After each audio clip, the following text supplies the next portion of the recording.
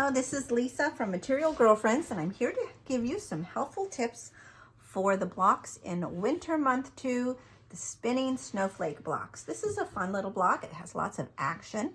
It is fairly straightforward on how to put together. However, one of the units is called the Parallel Flying Geese, and it can be a little bit tricky.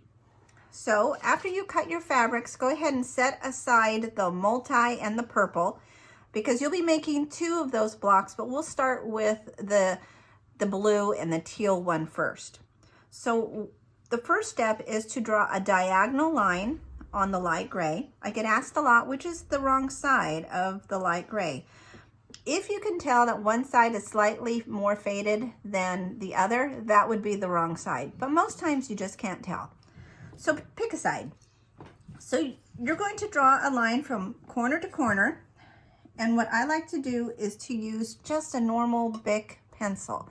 I know most people recommend the fabric pencils, but really I'm just going to make a very light line. It'll be just fine. Glasses.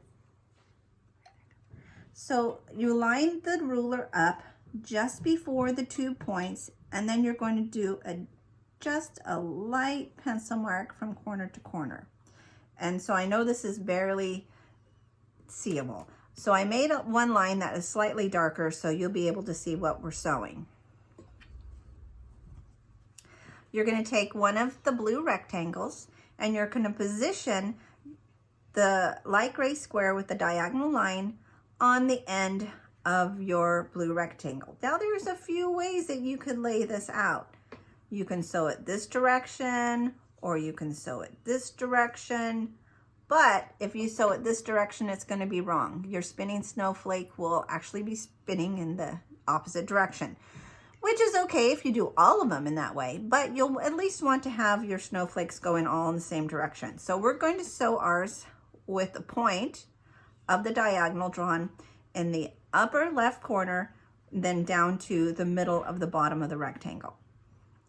Now when you're sewing on the line, you're not going to want to start at the point. If you start at the point, a lot of times what the tendency is for the needle to shove the fabric down into that little pit of darkness. So we're going to start at this side where the flat side of the fabric is.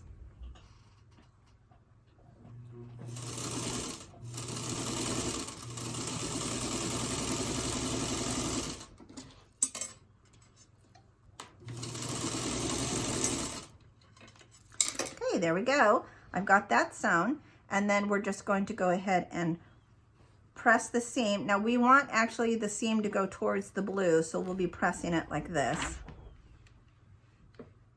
Now I know the next step in the instructions is to trim away that extra fabric 1/4 of an inch from that center or that stitched line, but I kind of like to wait just in case I got my angles wrong. I like to sew on both of the diagonal pieces before I trim my block. So I'll make sure I move that out of the way. Now when I position it, the line is going to be parallel with the one that I already stitched. And I'll start from that side.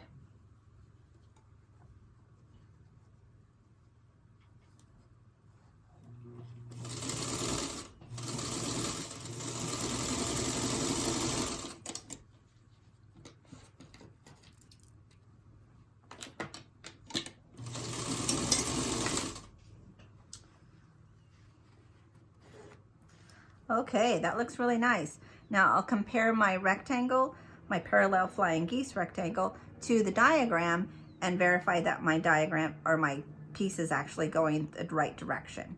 And now I can trim off my extra fabrics.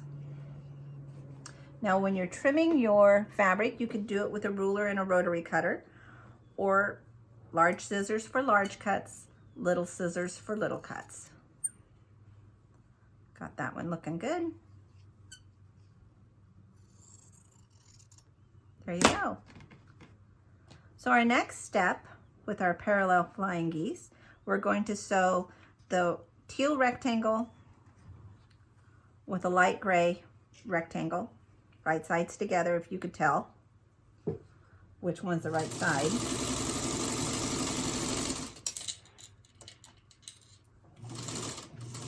If you're wondering what this extra tan piece of fabric is, it's called a leader or an ender, and it just keeps my little sewing machine from getting its thread undone from the needle. And we're going to press the seam towards the dark. Okay, now we're ready to sew our two pieces together. And if you refer to the diagram, the teal is on the top right-hand corner, and the diagonal is going from the left down to the right. And we'll sew those pieces together. Also, another tip, when you're sewing two pieces together, you're going to ask yourself, what's the point?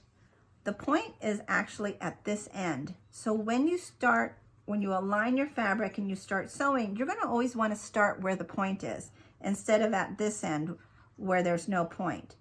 And then if there's any easing that needs to be done, which means there's one piece that's slightly smaller, so you give it a little tug, it's easier to ease to the side that doesn't have the point. This way your point will always be accurate.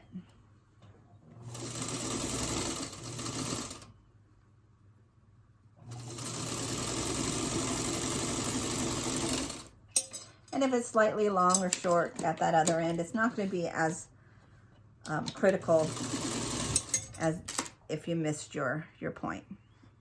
Okay, now you make 4 of those, and then you're going to be able to put your spinning snowflake together. And the layout is just the same block, and it's just rotated. If I can get my left-right dysfunction here. There we go. And that's as easy as it gets. Next step would be sewing 2 blocks together, and then those 2 blocks together, and then the other 2 halves together.